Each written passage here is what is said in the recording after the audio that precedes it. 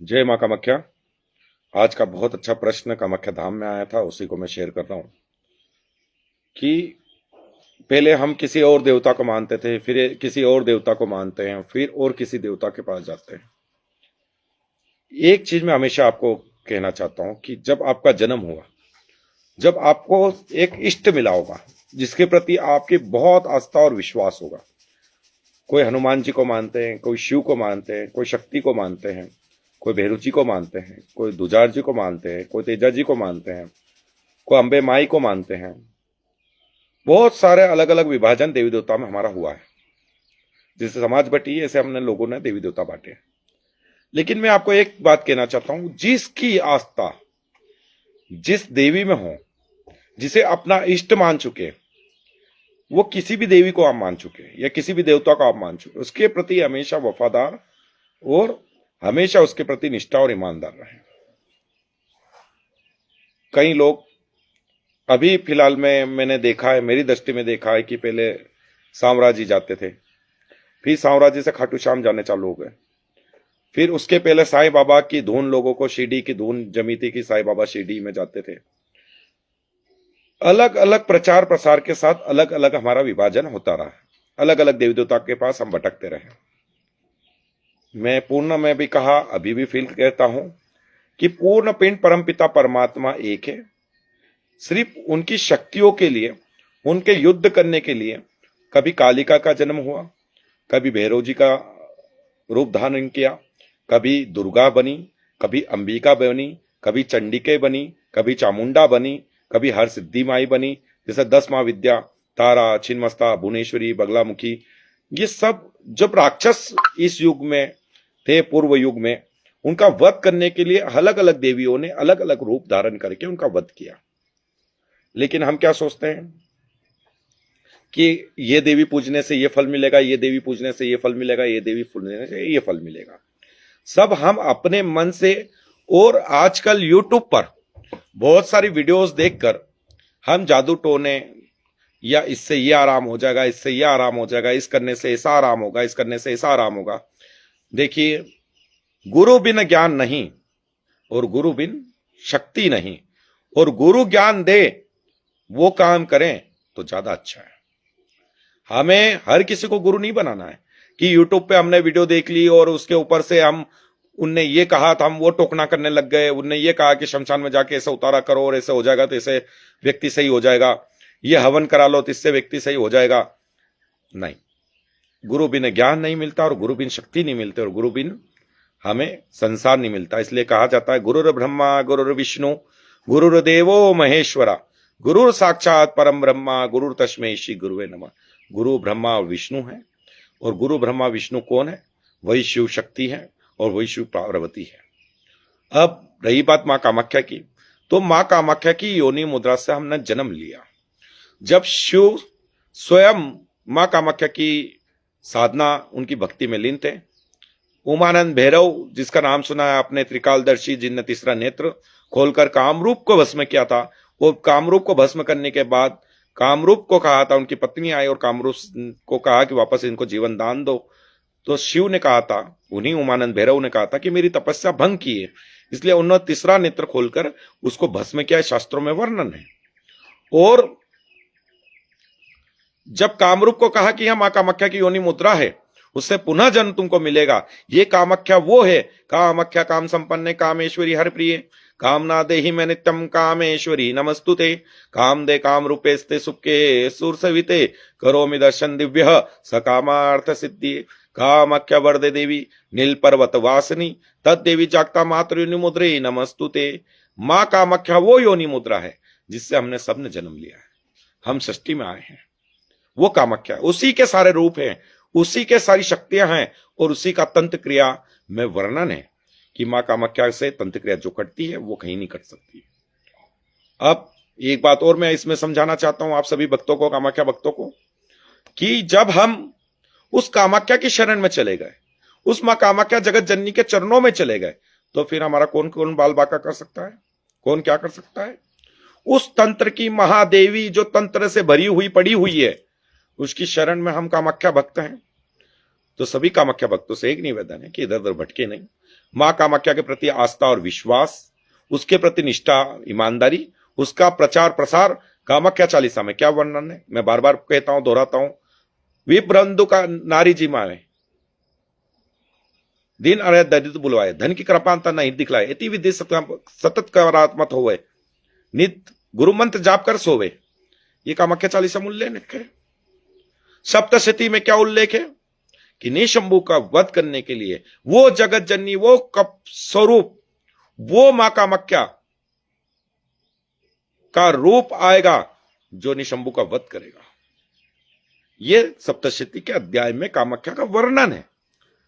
मैं शास्त्रों की इसलिए बात कर रहा हूं आप सभी से कि मैं शास्त्रों के उल्लेख से, उल्लेख की बातों से आपके समक्ष जो बातें आती है वो मैं आपके सामने रखता हूं। तो आपको शास्त्र समझना होगा, हिंदुत्व समझना होगा, भगवा समझना होगा, अपने गुरु के प्रति आस्था और विश्वास, और मां कामाख्या के चरणों की धूल बराबर हमें, मां कामाख्या के चरणों में हमें उसके दास हैं, उसके सेवक हैं, उसके वरद पुत्र हम सब हैं। आप भी मां कामाख्या के वरद पुत्र हैं, आप भी मां कामाख्या के बेटे हैं, क्योंकि मां कामाख्या इसी जगत जननी है, उससे जो मांगते हैं वो मिलता है। धैर्य हमको रखना है। विशेष रूप से अगर किसी परिवार में तंत्रक्रिया हो, कराया धराया हो, खिलाया पिलाया हो, भेजा गया हो, तो उसके लिए भी हमें धैर्य रखना पड़ेगा। एक बात मैं स्पष्ट उल्लेख में आपको कह देना चाहता हूं कि मंत्र जाप, अपने घर में नित्य पूजा अर्चना, अपने नित्य पितरों के प्रति आस्था और विश्वास, नित्य हर एक साल में उनके प्रति पिंडदान, और अपने घर में एक सप्तशती की नौ चंडी का हवन अगर जिस घर में होता है उस घर में हमेशा सकारात्मक ऊर्जा बनी रहती है। दो प्रकार की ऊर्जा होती है, नकारात्मक व सकारात्मक। नकारात्मक ऊर्जा तब आती है जब हमारे घर में बहुत सारे लोगों का आना जाना, आवागमन लगा रहता है। उनके शरीर में अगर कोई नेगेटिविटी होती है तो वो भी हमारे घर में रुक सकती है। दूसरी नेगेटिविटी कैसे आती है? जब हम किसी घर में गए और हमने स्थान परिवर्तन किया, उस जगह से पहले से ही किसी का कब्जा हो, कोई आत्मा प्रेत वहां रह रहा हो और उसकी जगह पर हमने गए और रहने गए, तो भी हमारे ऊपर नेगेटिविटी आती है। इमली का झाड़ हमारे पास हो, आसपास हो, उससे भी हमारी नेगेटिविटी, इमली के झाड़ से, नीम के झाड़ से, पीपल के झाड़ एक अच्छा भी है और एक तरह से बुरा भी हम दृष्टि में देखते हैं उसको। इन तरीके से नकारात्मक चीजें आती ही है। एक हमने बहुत अच्छा रिसर्च किया था थोड़े दिन पहले, अपनी प्रत्यक्ष आंख से, जब हम कामाख्या के, गुप्त कामाख्या गए थे, वैष्णवी माई के मंदिर दरबार गए थे, तब हमने जंगलों में जब हम घूम रहे थे तो बहुत सारी नेगेटिविटी ऊर्जा हमें महसूस हुई और पॉजिटिव सकारात्मक भी महसूस हुई। कई जगह 10-15 फीट पर हमको अच्छा लगा, कई 15-20 फीट पर हमको नेगेटिविटी मिली। तो उनका एक गोल घेरा रहता है, उनकी एक समय सीमा रहती है। जैसे हमारा घर है 10x10 का या 20x20 का, तो हमारी एक समय सीमा है कि 10x20, 20x20 का घर है हमारा, तो इतना में हम अपना जीवन यापन कर सकते हैं, इससे आगे हमारा हिस्सा नहीं है। तो नकारात्मक शक्तियों का भी हिस्सा इतना बटा रहता है कि इसके शक्ति का इतना हिस्सा, इसकी शक्ति का इतना हिस्सा, और इससे आगे ये नहीं जाएगा। कई सारी चौकियां लगी रहती है, कई जगह नकारात्मक शक्ति का इतना प्रहार होता है कि सिर दर्द करना, हाथ पैर दर्द करना, पेट में गुड़गुड़ की आवाज आना, गैस बनना, कंधे दर्द करना, कमर दर्द करना, हाथ पैर दर्द करना, हाथ पैर कलना, दर्द नहीं करना, कलना, ये सब नेगेटिविटी का असर होता है। रात को एकदम चमक के उठना, रात को एकदम ऐसा लगना कि जैसे एकदम कोई हमारे शरीर के पास आया है या कोई दिखा है, बार बार उस चीज को ध्यान करना है। दोपहर के समय कोई परछाई हमको बार बार दिखना, ये सब नेगेटिविटी का असर है, ये प्रेत आत्माओं का असर है। एक चीज और विशेष रूप से मैं इस वीडियो के माध्यम से आप बताना चाहता हूं कि कई लोग ऐसे भी घूमते हैं जो पितृ का नाम लेकर सवारी आ गई, तो पितृ नहीं होते हैं। कभी प्रेत योनि में जो व्यक्ति गया हुआ है वो पितृ के नाम से कमा के खाता है। अगर उसको बोल दे कि मैं भूत हूं, तो वो क्या आप उसको पूजा पाठ करोगे? नहीं करोगे ना, नहीं ध्यान दोगे ना। अगर वो बोल देगा मैं फलाना पितृ हूं आपका, तो आप उसको निहानी करा दोगे, आप उसके कहीं धामों में ले जाओगे, आप उसको टीका लगवा दोगे, आप ये कर दोगे, वो कर दोगे, फलाना ढिमका। फिर आप उसको पूजने लग जाओगे, वो आपके घर में गलत असर करने लग जाएगा। कई ऐसी भी जगह पर हैं जहां भूत प्रेत बनकर देवी देवता के नाम सर आते हैं और वो कहते हैं कि हम देवी देवता हैं, तो धाम पर काम होने लग जाते हैं। ये भी हमको समझना पड़ेगा। एक चीज हमको यह विशेष ध्यान रखना है कि हमारा शरीर है, हमारी आत्मा है, इसको परमात्मा से हमको मिलन करवाना है और परमात्मा की चौखट पर मोक्ष होने के बाद हमको जाना है। तो इस आत्मा को हमको परमात्मा से कैसे मिलाना है? उसके लिए मंत्र जाप, उसके लिए अपना कर्म, अच्छे कर्म करेंगे, अच्छे कार्य करेंगे, जन सेवा करेंगे, जनता की भलाई का काम करेंगे, कभी 1 इंच भी किसी की जमीन पर अपना हक नहीं जताएंगे, अपने की हक की जमीन पर ही अपना कार्य करेंगे।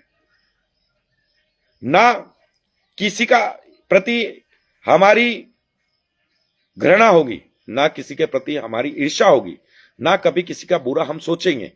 अगर ये सब हमने अपने शरीर में समाहित कर लिया और ये अगर हम सोचने लग गए तो परमात्मा से मिलने से हमें कोई रोक नहीं सकता। उस जगत विधाता, उस सृष्टि के पालनकर्ता से मिलने का हमें कोई रोक नहीं सकता। अगर हम अपना कर्म निष्ठा और ईमानदारी से नहीं करेंगे तो परमात्मा हमको नहीं मिलने वाला। और जब परमात्मा हमको नहीं मिलेगा तो हमको वही 84 लाख योनियों से गुजरना पड़ेगा और कभी प्रेत बनना पड़ेगा, कभी हमको भूत बनना पड़ेगा, कभी हमको भटकना पड़ेगा। कितने दंड, कितने अपराध हमारे साथ होंगे और हमको सहन करना पड़ेगा। यह मनुष्य जिंदगी मिली है हमें, यह नेक और सत्कार्य करने के लिए मिली है। हमको कुत्ता और पशु तो नहीं बनाया ईश्वर ने, उस लायक तो हमको नहीं समझा, उसने हमको इंसान बना दिया। और इंसान ही इस कलयुग में ऐसा व्यक्तित्व है जो अगले जन्म को, इस जन्म को उस द्वार पर हमको ले जा सकता है, बाकी कोई नहीं ले जा सकता। यह प्रश्न बहुत गंभीर है, उत्तर भी बहुत गंभीर है, समझना हमको पड़ेगा। हम सोचते हैं, अभी थोड़े दिन पहले मैं एक संत बहुत बड़े हैं, हमारे मालो माटी के वरद पुत्र हैं, मैं नाम नहीं लेना चाहूंगा, उनसे मेरी फोन पे अभी 3 दिन पहले बात हुई। एक शब्द मैंने पूछा उनसे कि आपकी कथा इतने सुनना आते हैं, ज्ञान कितना ग्रहण करते हैं? उस समय ताली बजाते हैं बस, क्या आज के बाद गुरुजी ने अच्छी बात कही, आज के बाद हम ऐसा काम नहीं करेंगे। और शाम को 4 बजती है और घर जाते हैं, वही माँ बहन चालू हो जाती है, वही जो रोटेशन की दुनिया है, जो रूटिंग में चल रही है, वही दुनिया चालू हो जाती है। मैंने उनसे प्रश्न किया, जब कथा में लोग सुधर नहीं रहे तो इनको कैसे सुधार सकते हैं? तो उनने एक शब्द कहा कि हमारा कर्म हमें करना है।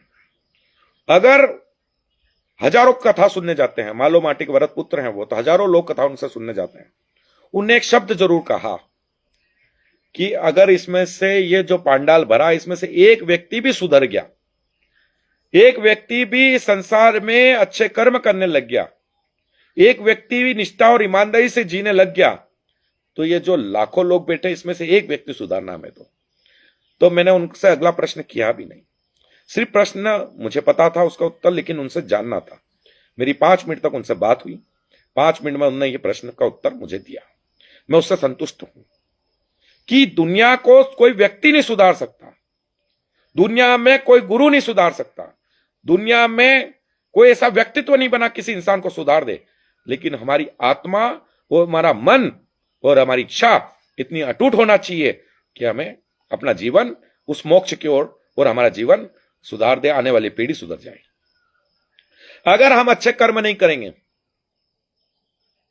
और संसार में कुछ करके नहीं जाएंगे तो आने वाली पीढ़ी को एक अच्छा संदेश देके नहीं जाएंगे, आने वाली पीढ़ी को हम उसी दंदल में फंसा के जाएंगे जहां हम थे।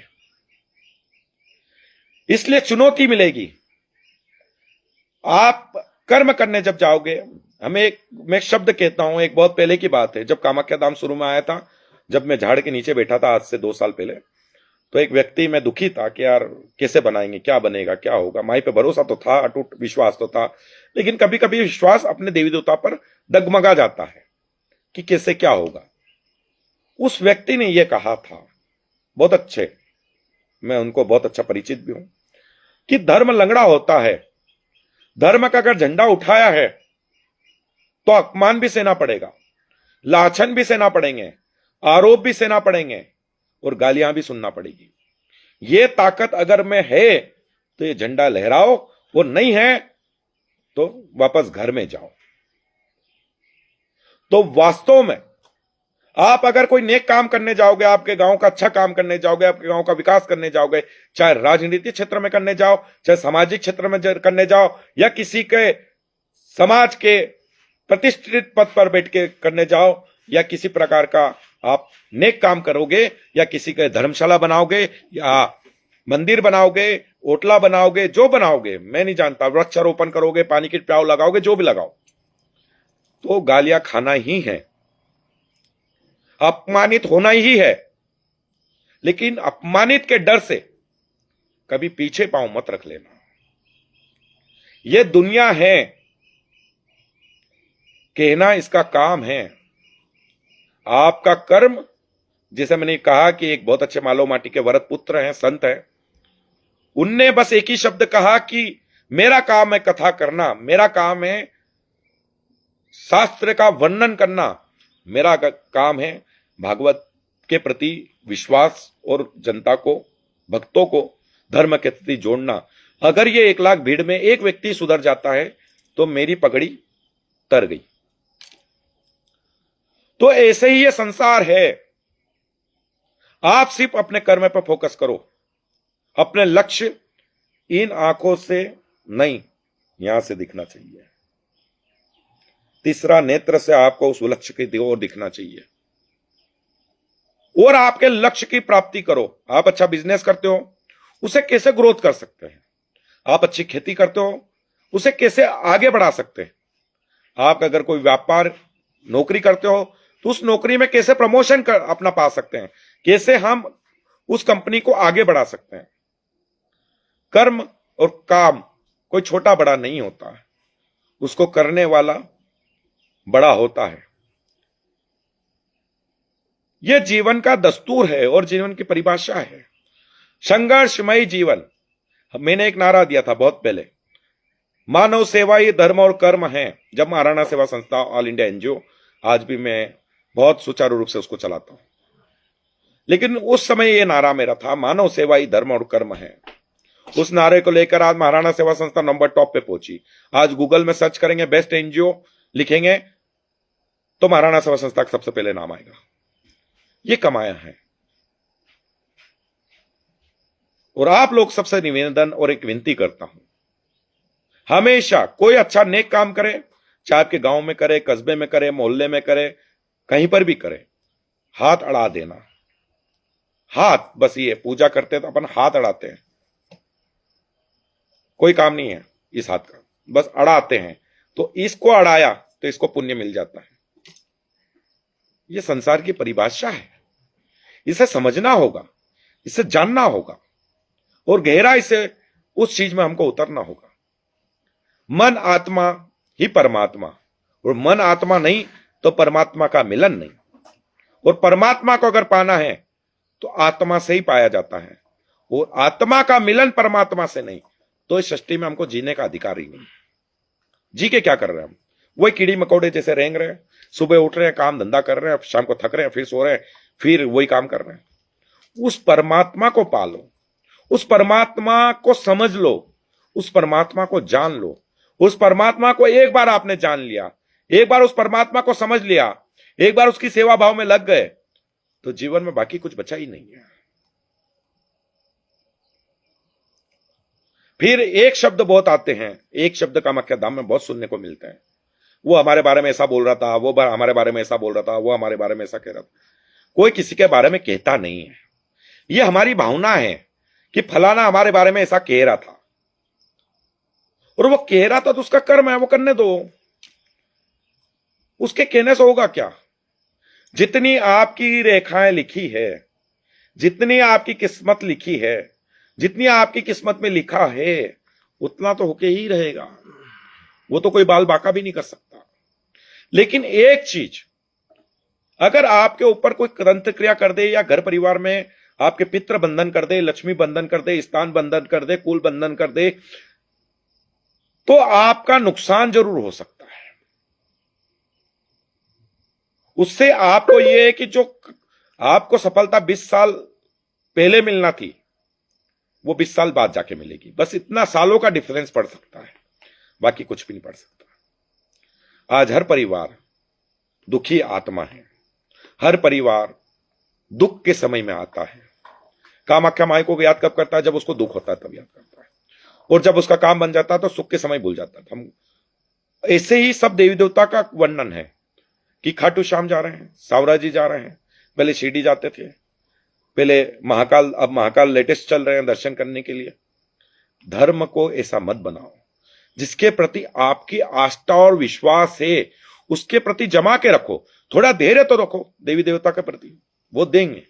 कभी अपने भक्तों को वो खाली हाथ नहीं पहुंचाता। महाकाल बहुत बड़े महाकाल हैं, वो इस सृष्टि के निर्माता हैं, वो शास्त्रों में वर्णन है उनका।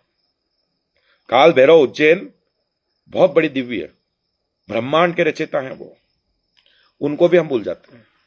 काम बनने के बाद उनके भी दर्शन करने हम नहीं जाते, उनको धन्यवाद बोलने तो जाओ कि हे काल भैरव, तेने हमारा काम बना दिया, इसलिए बहुत बहुत धन्यवाद तुझे। हे महाकाल, तेने काम बना दिया इसलिए बहुत धन्यवाद। हे मां कामाख्या, तेने काम बना दिया इसलिए बहुत धन्यवाद। लेकिन नहीं, स्वार्थ कभी भी ईश्वर के प्रति मत रखो, धैर्य रखो, ईश्वर सब कुछ देगा। एक बार अपनी आत्मा से पूछो कि हम क्या सही हैं, क्या हम सत्यता की मार्ग पे चल रहे हैं, क्या हम में निष्ठा और ईमानदारी है। अगर ये चीज अगर आपने पूछ ली और आपके जवाब आ गया हाँ आप सही हो, तो ईश्वर दे देगा। और आपके मन और आत्मा से यूं हाथ लगा के पूछो कि क्या हम सही हैं, क्या हम निष्ठा और ईमानदारी से चल रहे हैं। अगर प्रश्न आ गया नहीं, तो फिर अपने आप को सुधार लो और निष्ठा और ईमानदारी से चलने लग जाओ। फिर उस देवी देवता के चरणों में जाना, सब कुछ मिल जाएगा। उसके लिए आपको जप तप करना पड़ेंगे, उसके लिए आपको इंसान अच्छा बनना पड़ेगा, जब जाके आपको मिलेगा। और आपको अगर मिल गया तो आने वाली पीढ़ी को ऑटोमेटिक मिल जाएगा। तो अपने बच्चों की भलाई के लिए, अपने परिवार की भलाई के लिए, अपनी गोत्र की भलाई के लिए, अपने गांव की भलाई के लिए, अपने शहर की भलाई के लिए हमेशा निष्ठा और ईमानदारी और सदैव जन कल्याण करते रहें, अच्छे कर्म करते रहें, विश्वास करते रहें। और एक अपील मैं जरूर करते जाऊंगा कि जाने के पहले कि अभी गर्मी का सीजन है, बहुत पक्षी, खेतों में पानी बंद हो गया है, बहुत पक्षी प्यासे रहेंगे, बहुत पक्षी को पानी नहीं मिलेगा। इंसान तो कहीं पे जाके पी लेगा, पशु को पानी मिलना असंभव रहेगा, वो ढूंढेंगे, पानी की तलाश करेंगे। जैसे एक प्यासा व्यक्ति कुएं की तलाश करता है, वैसे पक्षी एक पानी की तलाश करेंगे। आपको अपनी छत पर, अपने घर के बाहर एक बाल्टी हो, चाटिया हो, या किसी प्रकार का पानी का स्रोत आप जो बना पाए, उससे बनाकर अपने पितृ देवता की शांति के लिए ऐसा संकल्प लेना कि हमारे पितृ देवता की शांति के लिए, हमारे पितृ देवताओं को मोक्ष के लिए हम ये जल सेवा अपने पितरों को समर्पित कर रहे हैं। अपने खुद के लिए नहीं करना, ये कर्म अपने पितरों को समर्पित कर रहे हैं। उनके लिए कोई भी प्यासे को पानी पिलाना, कहीं प्याऊ लगवाना, या कहीं चाठे का निर्माण करना, या कहीं पक्षियों के लिए पानी रखना, या कहीं पक्षियों के लिए दाने रखना, हमेशा ये कर्म करते रहें।